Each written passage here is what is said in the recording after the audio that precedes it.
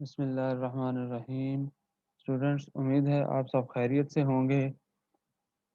Students, ये video जो है ये रिकॉर्ड की जा रही है सिर्फ़ और सिर्फ जिन्ना इस्लामिया कॉलेज ऑफ कॉमर्स के स्टूडेंट्स के लिए।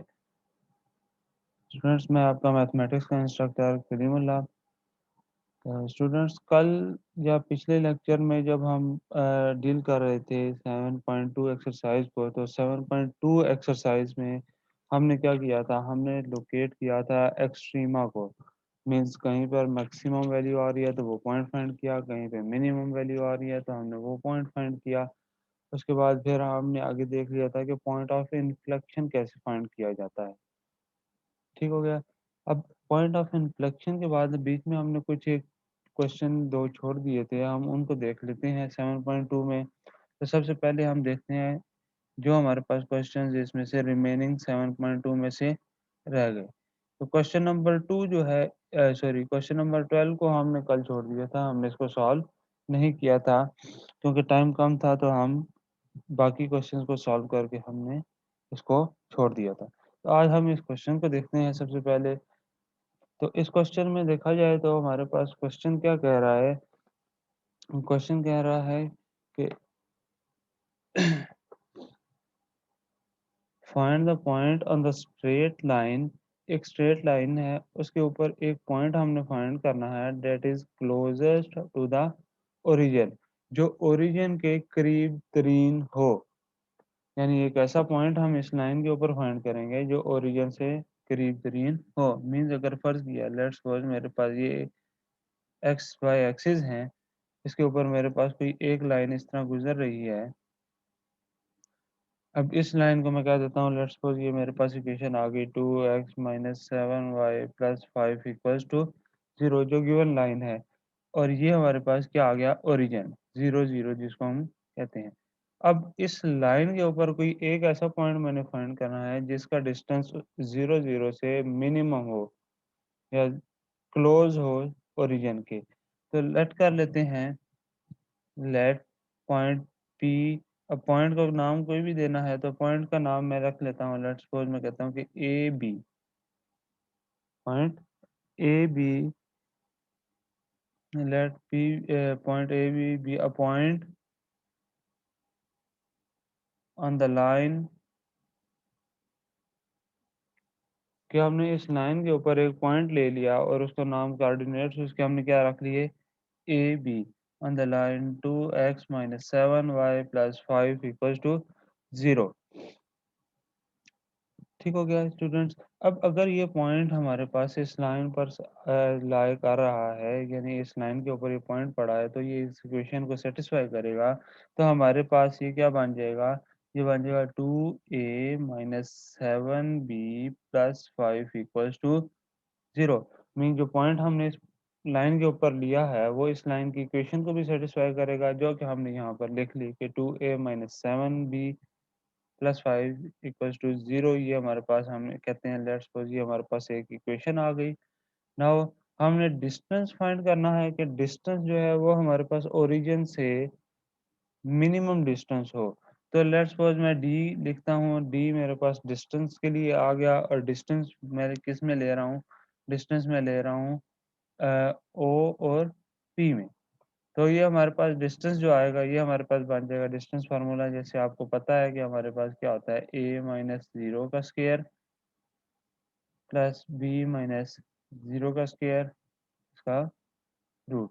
क्योंकि डिस्टेंस हमने लेना है पॉइंट पी, जो हम इस लाइन के ऊपर, लेट्स सपोज मैं कहता हूँ कि ये मेरे पास पॉइंट पी है जिसके कोऑर्डिनेट्स ए बी है। तो पी और ओरिजिन के बीच में हमने डिस्टेंस लेना है। तो ये आ गया, जब इसको सिंप्लीफाई करेंगे तो डी की वैल्यू आ गई हमारे पास ए का स्क्वायर + बी का स्क्वायर, इसका रूट। तो ये हमारे पास आ गई इक्वेशन नंबर 2। ये आ गया। अब हमारे पास क्या है कि हमने देखें, हमने मिनिमाइज करना है डिस्टेंस को, लेकिन डिस्टेंस में हमारे पास दो आ गए वेरिएबल, एक ए है और दूसरा पी है। तो हम क्या करते हैं, हम इक्वेशन 1 में से कोई एक वैल्यू ए या बी की वैल्यू फाइंड करके हम डी में पुट कर लेते हैं। जैसे हम यहाँ पे ले बाय इक्वेशन 1 भाई इक्वेशन 1 अगर देखें तो यहाँ से लेट्स सपोज मैं b की वैल्यू फाइंड कर लूँ, तो b मेरे पास आ जाएगा 2a plus 5 equals to 7b।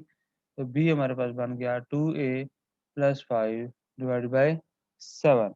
तो b की वैल्यू 5 आ गई। इसको मैं पुट कर लेता हूँ, पुट इन 2। जब इक्वेशन 2 में पुट करूँगा तो d की वैल्यू मेरे पास बन जाएगी a का स्क्वायर प्लस b का 2a प्लस 5 बाई 7 का होल स्क्वायर, और इस पूरे का रूट आ जाएगा। अब इस पूरे को सिंप्लीफाई करेंगे हम इस पूरे को सिंप्लीफाई करने से हमारे पास क्या आ जाएगा, ये बन जाएगा a का स्क्वायर, ये बन जाएगा हमारे पास 4a का स्क्वायर प्लस 25 प्लस 2 2 ज़ार 4 4 5 ज़ार 20a डिवाइडेड बाय 49 और इस पूरे का स्क्वायर। तो ये हमारे पास अब सिंप्लीफाई करेंगे तो हमारे पास बन जाएगा रूट ऑफ 49, सॉरी हमारे पास ये एलसीएम लेंगे तो ये आ जाएगा 49a का स्क्वायर प्लस 4a का square plus 25 plus 20 into a और whole divided by 49 equals D. अब रूट आ रहा है तो रूट को हटाने के लिए दोनों साइड पे स्क्वायर लेते हैं, स्क्वायर लेके एलसीएम इधर आएगा तो ये हमारे पास इक्वेशन आ जाएगी 49 डी का स्क्वायर इक्वल्स ए स्क्वायर की बात करें तो ये 49 और प्लस 4 ये आ जाएगा 53 का ए का स्क्वायर, बाकी हमारे पास 20 इंटू ए प्लस 25।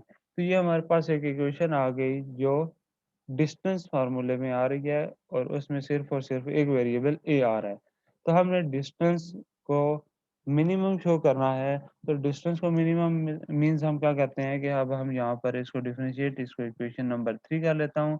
तो हम क्या कह सकते हैं, डेरिवेटिव लेते हैं, फर्स्ट डेरिवेटिव इसका लेंगे। तो फर्स्ट डेरिवेटिव हमारे पास डेरिवेटिव विद रिस्पेक्ट टू ए, तो डेरिवेटिव विद रिस्पेक्ट टू ए लेंगे तो ये हमारे पास आ जाएगा, इस पे फार्मूला लग जाएगा पावर रूल।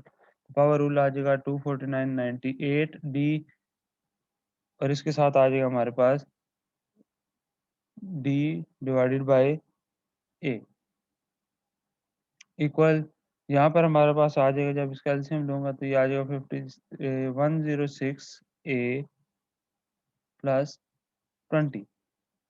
ये आ गया। इसको हम सिंप्लीफाई कर लें तो हमारे पास आ जाएगा डी ओवर ए इक्वल्स ये 1/98 डी इधर आके डिवाइड हो गई 106a प्लस 20 आ गया हमारे पास। ठीक हो गया। तो अब ये हमारे पास आ गया फर्स्ट डेरिवेटिव। इस फर्स्ट डेरिवेटिव को हम ले लेते हैं, लेट कर लेते हैं इक्वल्स टू 0। जब इसको मैं इक्वल टू 0 लूंगा तो इक्वल टू 0 लेके मेरे पास यहाँ से इसके क्रिटिकल पॉइंट्स फाइंड हो जाएंगे जो हम पिछले क्वेश्चंस में सॉल्व करते रहे हैं।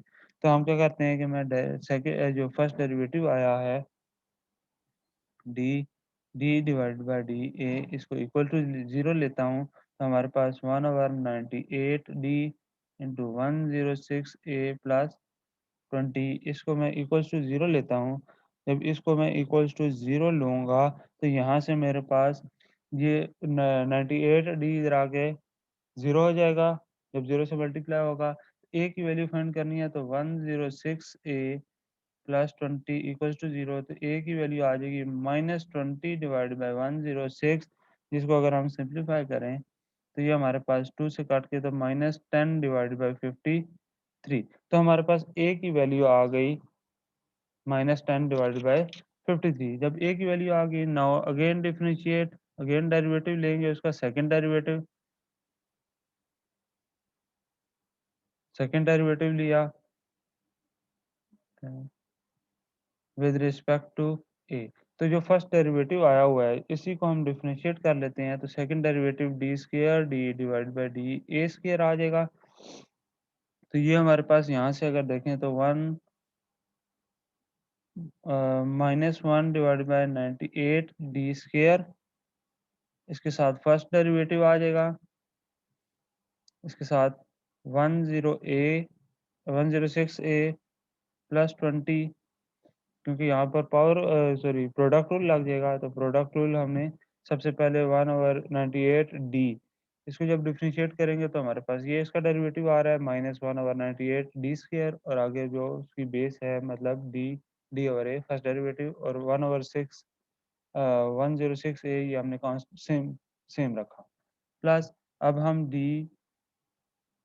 सॉरी 1/98d इसको सेम रखते हैं 106a, इसका जब डेरिवेटिव लेंगे तो ये 106 आ जाएगा। तो ये हमारे पास सेकंड डेरिवेटिव आ गया। नाउ हमने क्या करना है कि d इज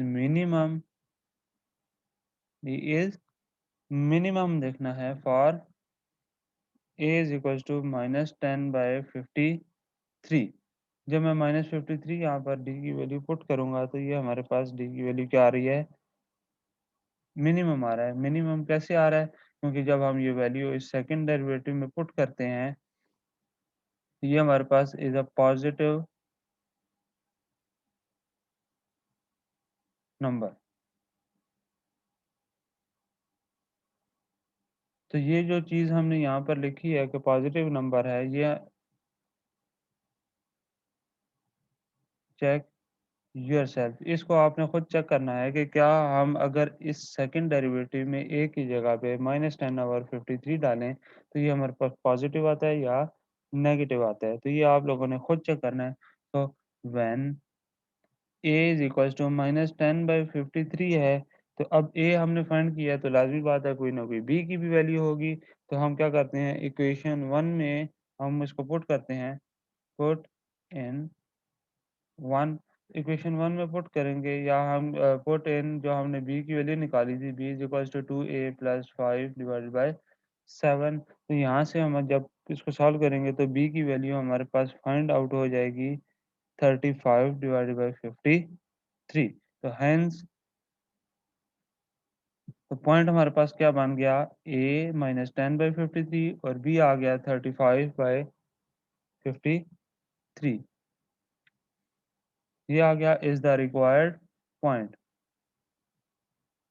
तो हमारे पास ये वो पॉइंट आ गया उस लाइन के ऊपर जिसका डिस्टेंस ओरिजिन से मिनिमम है।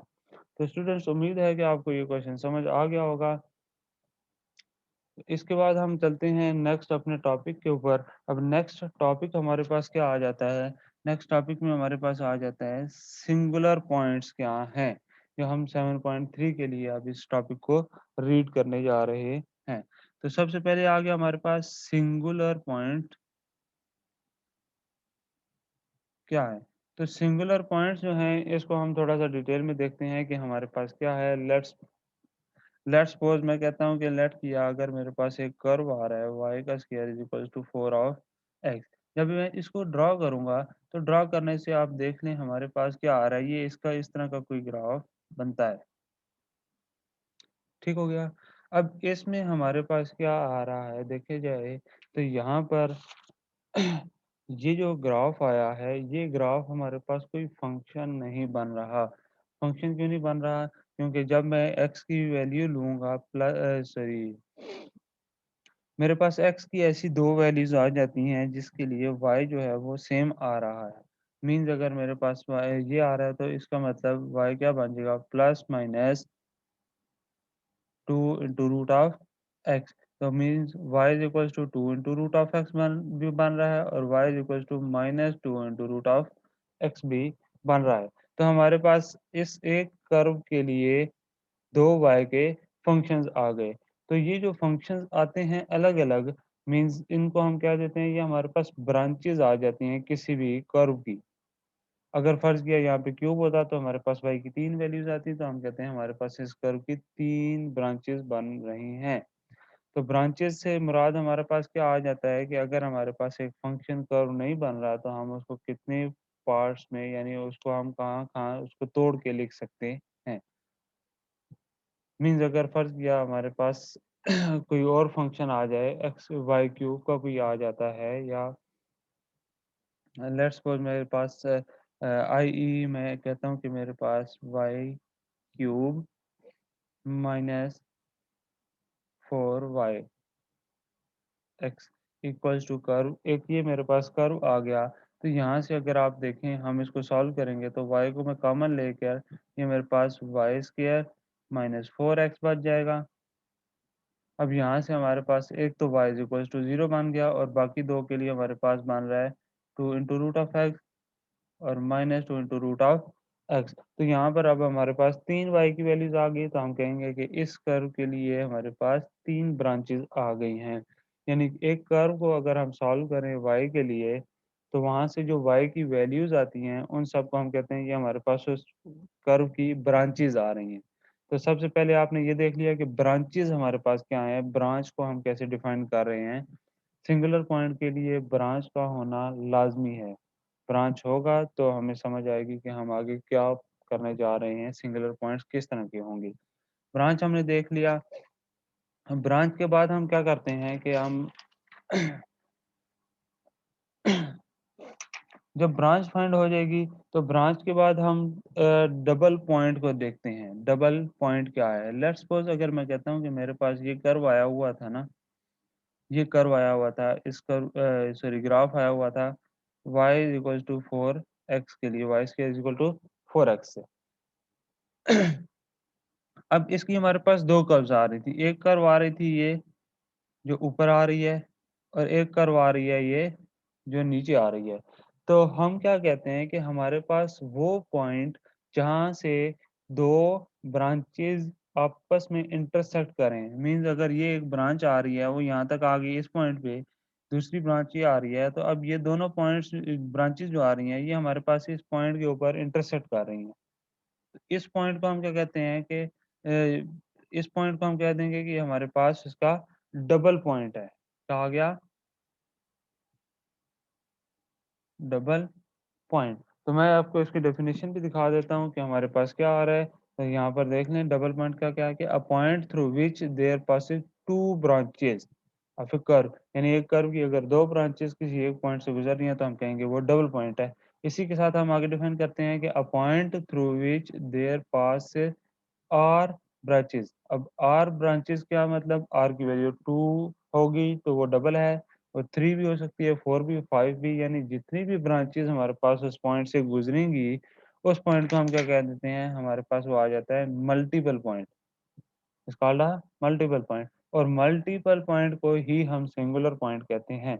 तो सिंगुलर पॉइंट हमारे पास क्या आ गया, एक ऐसा पॉइंट जिससे हमारे पास एक कर्व की 2 से ज़्यादा ब्रांचेज़ पास आउट हों। तो उम्मीद है कि आपको सिंगुलर पॉइंट की समझ आ गई होगी। अब सिंगुलर पॉइंट जो हम लेते हैं, ये हमारे पास 3 किस्म के हैं। 1, 2, 3। अब 3 किस्म क्या हैं? पहला किस्म जो इसका आ जाता है, इसको हम कहते हैं नोड। एक हमारे पास नोड बन जाएगा, दूसरा हमारे पास आ जाएगा कस्प और तीसरा जो आ जाएगा, इसको हम कहते हैं आइसोलेटेड पॉइंट। अब तीनों में फ़र्क क्या है? थोड़ा-थोड़ा तीनों में फ़र्क है। अब हम क्या कह रहे हैं कि हम देखें जब नोड की बात करेंगे तो नोड में हम क्या कह देंगे कि जो हमारे पास डबल पॉइंट है या ब्रांच है या जो सिंगुलर पॉइंट है डबल पॉइंट या सिंगुलर पॉइंट, उसके लिए मैं डीपी और एसपी को यूज़ कर रहा हूँ नोटेशन के लिए। डीपी मतलब डबल पॉइंट है, एसपी मतलब सिंगुलर पॉइंट है। तो अगर ये हमारे पास रियल होंगे, ये अगर रियल होंगे और जो उसके ऊपर टेंजेंट आ रहा है, उनके ऊपर टेंजेंट, क्योंकि अगर वो डबल पॉइंट है तो 2 ब्रांचेज़ आ रही हैं, अगर वो सिंगुलर पॉइंट है तो 2 से ज़्यादा ब्रांचेज़ होंगी। तो जितनी ब्रांचेज़ हैं tangent of branches are distinct. तो हम इसको कहते हैं ये हमारे पास नोड आ रहा है। नोड का मतलब हमने क्या डिफाइन कर लिया? हमने ये देख लिया कि अगर हमारे पास वो डबल पॉइंट है या सिंगुलर पॉइंट है, तो जितने भी वहाँ से ब्रांचेज़ गुज़र रही हैं, जितनी भी वहाँ से ब्रांचेज़ गुज़र रही हैं, वो सारी की सारी ब्रांचेज़ क्या होनी चाहिए? वो रियल होनी चाहिए। जितनी भी ब्रांचेज़ होंगी वो सारी की सारी रियल होंगी और उसके बाद दूसरी बात हम ये कह देते हैं कि हर ब्रांच के लिए कोई ना कोई टेंजेंट होगा उस पॉइंट के ऊपर। तो वो जो टेंजेंट आ रहा है वो भी हमारे पास डिफरेंट होना चाहिए। मीन्स अगर मैं एग्ज़ाम्पल लूँ, नोड की,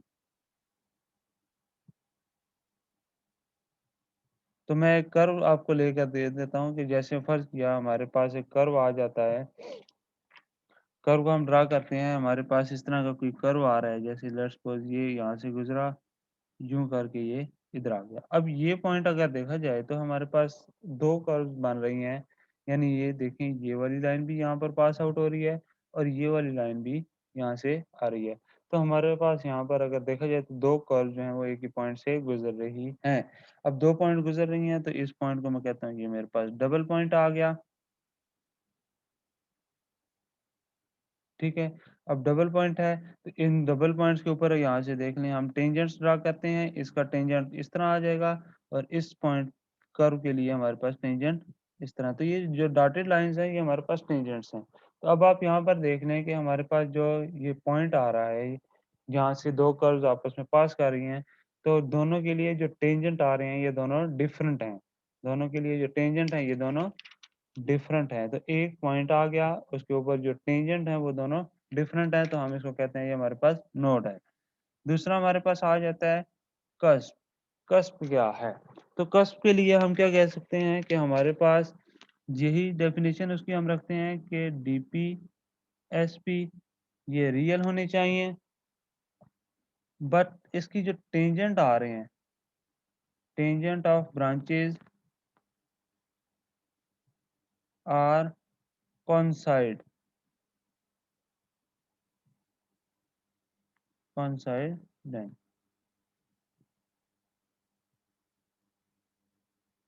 ये हमारे पास कस्प के लिए आ गया। इसका मतलब हमारे पास जो भी उसके ऊपर डबल पॉइंट है या सिंगुलर पॉइंट है, उधर से जितनी भी ब्रांचेस गुज़र रही हैं, वो सारी की सारी क्या होनी चाहिए? रियल होनी चाहिए। लेकिन उसके साथ अब चेंज हमने क्या कर दिया? हमने ये कह दिया कि हमारे पास जो टेंजेंट बनेंगे उन ब्रांचेस के, वो सारे के सारे क्या होने चाहिए? कोइंसाइडेंट। कोइंसाइडेंट मतलब उनका जो टेंजेंट होगा उस कर्व के लिए, उस पॉइंट के ऊपर वो एक ही टेंजेंट बने। जैसे लेट्स सपोज़ मैं एक कर्व इस तरह का ले लेता हूँ, ये हमारे पास कर्व आ गया। अब ये पॉइंट है, यहाँ पर हमारे पास 2 कर्व्स आ रही हैं, एक ये कर्व है, एक ये कर्व है। तो 2 कर्व्स आ गई, ये फिर डबल पॉइंट है, तो अब दोनों के लिए एक ही पॉइंट है। जब मैं इस ऊपर वाली कर्व के लिए टेंजेंट बनाऊँगा, तो टेंजेंट मेरे पास ये डॉटेड लाइन यानी ये एक्स एक्सिस आ गया। देखा जाए तो यही जो टेंजेंट लाइन है, यही टेंजेंट हमारे पास नीचे वाले कर्व के लिए भी बन रहा है। तो हमारे पास 2 कर्व थी, एक ही पॉइंट से गुज़र रही है, डबल पॉइंट बन गया, लेकिन दोनों के लिए हमारे पास टेंजेंट जो आ रही है वो सेम है। तो इसको हमने कह लिया ये हमारे पास कस्प आ गया। जो थर्ड आ रही है, थर्ड हमारे पास क्या है? Isolated point. तो आइसोलेटेड पॉइंट जो है ये हमारे पास क्या बन जाएगी? इसके लिए हम डिफाइन करते हैं कि जो हमारे पास डीपी और एसपी हैं, यानी डबल पॉइंट और सिंगुलर पॉइंट हैं, इनके ऊपर जितनी भी ब्रांचेज़ आ रही हैं, अगर वो इमेजिनरी आ जाएँ, अगर वो इमेजिनरी बन जाएँ, इसके ऊपर हम टेंजेंट की बात नहीं करेंगे, टेंजेंट बेशक डिस्टिंक्ट आ रहे हैं या कोइंसाइडेंट आ रहे हैं, टेंजेंट का हमें इससे लेना-देना नहीं है। हमने सिर्फ़ ये देख लिया कि हमारे पास जितनी भी ब्रांचेज़ आ रही हैं, वो सारी की सारी क्या हो जाएँगी? वो इमेजिनरी आ जाएँगी। तब हम उसको कहेंगे ये हमारे पास आइसोलेटेड पॉइंट है। तो सिंगुलर पॉइंट्स में हमने ये 3 देख लिए कि सिंगुलर पॉइंट किस तरह के हैं, नोड भी हो सकता है, कस्प भी हो सकता है और आइसोलेटेड पॉइंट भी हो सकता है। तो ये तीनों को अलग-अलग मैंने डिफाइन कर लिया है, नोड क्या होगा, कस्प क्या होगा, आइसोलेटेड पॉइंट क्या होगा। ठीक हो गया? तो आइसोलेटेड पॉइंट के लिए क्योंकि कर्व की बात हो रही है, सॉरी जो हमारे पास डबल पॉइंट है या सिंगुलर पॉइंट है, तो इसके लिए लेट अगर मैं कहूँ मेरे पास फ़र्ज़ किया कर्व कोई इस तरह का था, y square is equals to -4x, तो जब मैं दोनों साइड पे रूट लूँगा तो ये मेरे पास plus minus 2 root of x और इसके साथ आ जाएगा आयोटा, क्योंकि नेगेटिव है, तो रूट के अंदर जब भी नेगेटिव आता है वो हमारे पास आयोटा बन जाता है। तो 2 कर्व क्या बन गई? 2 into root of x iota और दूसरी बन गई -2 into root of x iota. तो 2 कर्व्स आ रही हैं, सॉरी 2 ब्रांचेज़ आ रही हैं इस कर्व के लिए। अब ये जो दोनों ब्रांचेज़ हैं, ये हमारे पास इमेजिनरी हैं, तो हम क्या कह सकते हैं कि इनके लिए जो भी हमारे पास पॉइंट आ रहे हैं, ब्रांचेज़ या डबल पॉइंट है या सिंगुलर पॉइंट है, वो सारे के सारे क्या होंगे? वो आइसोलेटेड पॉइंट होंगे। अब इसके बाद हमारे पास जब सिंगुलर पॉइंट हमने देख लिया, तो सिंगुलर पॉइंट के लिए हम क्या देख रहे हैं? टेंजेंट टू द ब्रांचेस देख रहे हैं। तो टेंजेंट हम कैसे देखते हैं? तो टेंजेंट सबसे पहले बात हम कहते हैं tangent at the origin. Origin के ऊपर टेंजेंट उनके क्या बन रहे हैं? तो टेंजेंट एट द ओरिजिन की बात करें तो इसकी जो जनरल फॉर्म आ रही है, हम देखते हैं b1x प्लस b2y, इसके साथ आ जाएगा c1x का स्क्वायर, c2xy, c3y का स्क्वायर। तो इसमें हम क्या कर रहे हैं, जो हम अपना 7.1 में काम किया करते थे कि हमने इक्वेशन को सिंप्लीफाई करके तो उसकी डिग्रीज वाली टर्म्स, यानी सबसे हायर डिग्री वाली टर्म एक साइड पे कर ली, फिर हमने उससे कम वाली डिग्री एक साइड पे कर ली, फिर दूसरी, यानी हम उसको रीअरेंज इस तरह करते थे कि हमारे पास हायर टर्म्स वाली हायर डिग्री वाली टर्म्स अलग हो जाती थी, फिर उससे कम, फिर उससे कम, फिर उससे कम। तो इसमें भी ये हमारे पास ऐसे ही हमने कुछ किया हुआ है। तो देखा जाए तो ये जो टर्म्स आ रही हैं, इनमें डिग्री 1 है, इनमें डिग्री 2 है, इनमें डिग्री 3 है। आगे जो टर्म्स आएँगे उनमें डिग्री 4, डिग्री 5, इस तरह ये इंक्रीज़ होते जाएँगे। तो ये हमने इसकी जनरल फॉर्म लिख ली। अब जनरल फॉर्म से हम क्या करते हैं कि जब हम टेंजेंट की बात करेंगे, तो टेंजेंट के लिए हम क्या करते हैं कि हम जो the terms of the lowest degree, terms of the lowest degree equals to 0। हम क्या कर लेंगे, जो भी हमारे पास इक्वेशन बन रही होगी, उसमें भी उसमें जो भी लोएस्ट डिग्री वाली टर्म्स होंगी, उनको हम इक्वल टू 0 रख देंगे। जैसे इस केस में हम देखें तो हमारे पास लोएस्ट डिग्री 1 आ रही है, x की पावर 1 y की पावर 1, तो हम इसको इक्वल टू 1 यानी b1x plus b2y equals to 0 रखेंगे, तो ये हमारे पास क्या आ गया? ये आ गया tangent at the origin. Tangent at origin.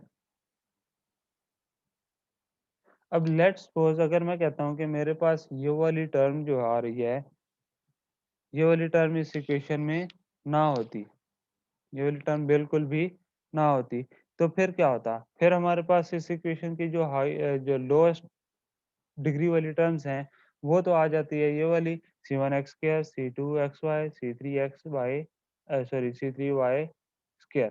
तो इस टर्म को मैं इक्वल टू 0 रखता, तो यहाँ से मेरे पास फिर टेंजेंट, इक्वेशन ऑफ टेंजेंट आ जाती। ठीक हो गया?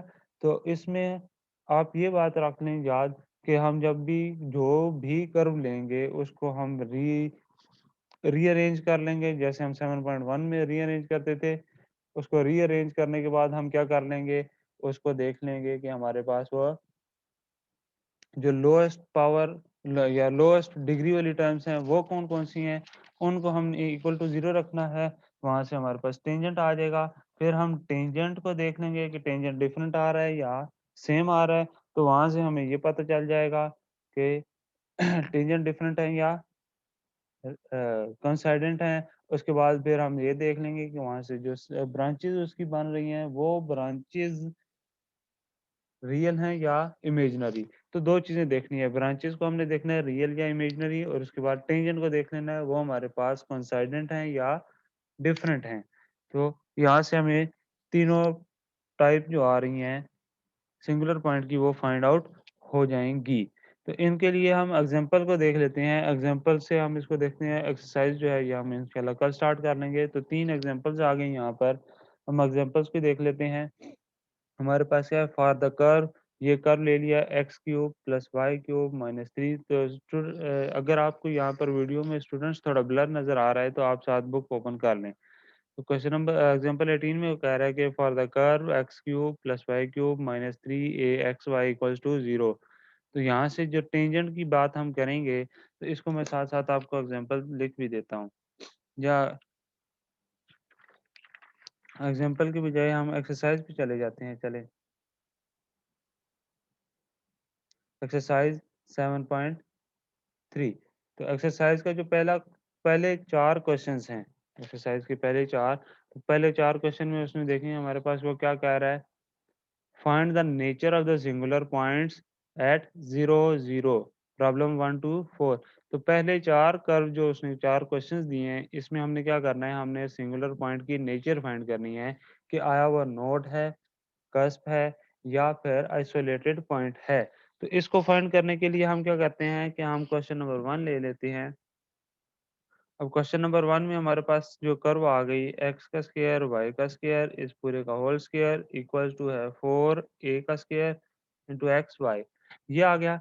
अब हम यहाँ से क्या करते हैं कि हमारे पास देखा जाए, जब मैं इसका होल स्क्वायर का फॉर्मूला ओपन करूंगा तो ये बन जाएगा एक्स की पावर 4 वाई की पावर 4 इंटू 2 एक्स का स्क्वायर वाई का स्क्वायर, ये टर्म इधर आएगी तो -4a का स्क्वायर एक्स वाई इक्वल्स 0। हमने रीअरेंज कर लिया। अब यहाँ पर हमारे पास 4 टर्म्स आ गई, 1, 2, 3, 4। तो इनमें से मैं ये देख लूँगा कि मेरे पास लोएस्ट डिग्री वाली टर्म कौन-सी है? तो लोएस्ट डिग्री टर्म्स, तो वो हमारे पास आ गई -4a का स्क्वायर एक्स वाई, क्योंकि यहाँ पर डिग्री 2 है, यहाँ पर 4 है, 2 2 4, ये भी 4 है, ये भी 4 है। तो लोएस्ट को हमने इक्वल्स टू 0 रखना है। तो यहाँ से हमारे पास हमें पता है एक्स वाई इक्वल्स टू 0 है। दिस मीन्स या तो एक्स इज इक्वल्स टू 0 है और या तो y इक्वल्स टू 0 है। तो यहाँ से देखा जाए तो हमारे पास 2 वैल्यूज़ आ गई, एक x इज़ इक्वल टू 0, एक y इक्वल टू 0। तो ये हमारे पास यहाँ से देखा जाए तो ये हमारे पास टेंजेंट आ गया। तो हम ये कहते हैं कि डिस्टिंक्ट टेंजेंट्स आ रही हैं। 2 टेंजेंट्स हैं, एक x इज़ इक्वल टू 0 है, दूसरा y इज़ इक्वल टू 0 है, 2 टेंजेंट्स आ गए। अब हमने बात क्या करनी है, टेंजेंट्स हमने देख लिए, टेंजेंट डिस्टिंक्ट हैं। इसके बाद हमने देखना है कि जो हमारे पास ब्रांचेज़ आ रही हैं, क्या वो रियल हैं या इमेजिनरी हैं। तो हम क्या करते हैं कि एज़ लेट्स या हम ये कह इसको यूँ कह लेते हैं कि when x is very small, x is very small, x is very small का मतलब, क्योंकि हम जो फाइंड कर रहे हैं वो ओरिजिन पे फाइंड कर रहे हैं, तो ओरिजिन पे x इज़ इक्वल टू 0 है।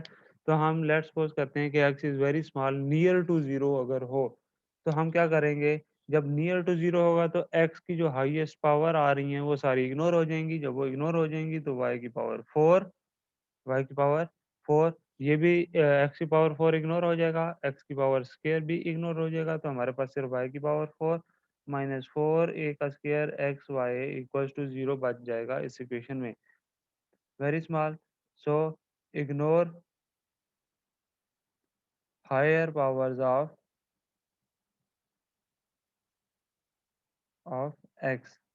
तो x की पावर 4 और स्क्वायर को हमने इग्नोर कर दिया, बाकी ये हमारे पास बच गया इन 1। तो ये आ गया। यहाँ से अब देखा जाए तो y की अमन लूँगा तो y की जो हमारे पास कर्व्स बन रहे हैं, y 4 हैं, तो ये हमारे पास y कॉमन आ गई, ये बन गया y cube equals to -4a square x equals to 0। तो एक कर्व आ गया y इज इक्वल टू 0, दूसरा हमारे पास y cube is equals to 4a square x बन जाएगा। तो जब इसको हम सॉल्व करेंगे, ये हमारे पास क्यूबिक आ रहा है, तो यहाँ से भी ये हमारे पास क्या आ जाएंगे, रियल आ जाएंगे। अब मुझे कैसे पता लगा रियल आ रहे हैं, क्योंकि यहाँ पर ये जो हमारे पास राइट साइड आ रही है ये पॉजिटिव है। तो जैसे हमने स्क्वायर की बात की थी, स्क्वायर में जब हमारे पास 4x आ रहा था, तो हमारे पास रूट्स बन रहे थे 2 इंटू रूट ऑफ एक्स और -2 इंटू रूट ऑफ एक्स, तो रियल आ रहे थे जब राइट साइड पॉजिटिव थी। अब अगर मैं नेगेटिव लेता हूँ, -4x ले लेता हूँ, तो हमारे पास ये बन गया था 2 root of x iota equals to -2 root of x eta. तो वो हमारे पास क्या आ गए थे, इमेजिनरी बन गए थे, अगर हमारे पास राइट साइड जो थी वो नेगेटिव थी। अब राइट साइड पॉजिटिव है तो हमारे पास रियल आ रहे हैं। So so the branches are real, branches are real. अब ब्रांचेज हमारे पास रियल आ गई, डिस्टिंक्ट अलग अलग हो गए टेंजेंट्स, तो टेंजेंट्स अलग हैं, ब्रांचेज रियल हैं, हेंस हेंस तो हम क्या लिख देंगे, द ओरिजिन, क्योंकि ओरिजिन की बात कर रहे हैं तो ओरिजिन इज अ नोड। हमने नोड के लिए ये कहा था कि ब्रांचेस रियल होनी चाहिए, और वो चीज़ और जो ब्रांचेस रियल और टेंजेंट हैं वो डिस्टिंक्ट होने चाहिए। तो यहाँ से हमारे पास ये हमने देख लिया, क्वेश्चन नंबर 1 को सॉल्व किया। इस क्वेश्चन में हमने ये देख लिया कि हमारे पास जो कर्व है उसके सिंगुलर पॉइंट्स की जो क्लासिफिकेशन है या नेचर है सिंगुलर पॉइंट की, वो हम कैसे फाइंड कर सकते हैं। तो सबसे पहले हम क्या करेंगे, हम उसका टेंजेंट्स फाइंड करेंगे। टेंजेंट्स फाइंड करने के लिए हम लोएस्ट डिग्री टर्म्स को लेंगे। कर्व को सिंप्लीफाई किया, सिंप्लीफाई करने के बाद लोएस्ट डिग्री टर्म्स को इक्वल टू 0 रखा। इक्वल टू 0 रख के वहाँ से हमारे पास टेंजेंट्स आ जाएँगे। टेंजेंट्स डिस्टिंक्ट हैं या रियल कोइंसिडेंट हैं, ये हमें वहाँ से पता चल जाएगा। उसके बाद जब हमने फाइंड करना है कि हमारे पास ब्रांचेज़ जो हैं वो क्या हैं, वो रियल हैं या इमेजिनरी हैं, तो हम क्या करते हैं कि हम x को अप्रोचेस टू 0 कर लेते हैं, means very very small number ले लेते हैं ताकि उसकी जो हाईएस्ट पावर्स है वो इग्नोर कर सकें। उसको फिर हमें वेरी वेरी स्मॉल लेके इग्नोर कर लेते हैं, तो हमारे पास ये y में इक्वेशन आ जाती है। y में जब इक्वेशन आ जाएगी तो वहाँ से हम उसके ब्रांचेज़ को देख लेंगे कि हमारे पास ब्रांचेज़ रियल आ रही हैं या इमेजिनरी। तो जब ये 2 चीज़ें पता चल जाएँगी टेंजेंट्स का और ब्रांचेज़ का, तो हम उसकी जो नेचर है वो बता सकते हैं। तो स्टूडेंट्स जो क्वेश्चन नंबर 1 से लेकर 4 तक है 7.3 के ये क्वेश्चंस सेम हैं। तो बाकी जो 2-3 क्वेश्चंस हैं, क्वेश्चन नंबर 2, 3, 4, ये आपके लिए एज़ एन असाइनमेंट या एज़ एन होमवर्क हैं। तो ये आप लोगों ने खुद इनको सॉल्व करना है। तो आज के लिए हम इतना ही देखते हैं, बाकी जो है इसके साथ जो टॉपिक्स हमारे पास 7.3 में रिलेट कर रहे हैं, वो हम कल उनको थोड़ा-सा डिटेल में देख के तो उनके साथ उनके क्वेश्चंस को भी सॉल्व कर लेंगे। तो स्टूडेंट्स मेक श्योर कि जो वीडियो रिकॉर्ड की जा रही है, ये सिर्फ़ और सिर्फ़ Jinnah Islamia college of commerce के स्टूडेंट के लिए रिकॉर्ड की जा रही हैं specially. Okay, thank you students and अल्लाह हाफ़िज़।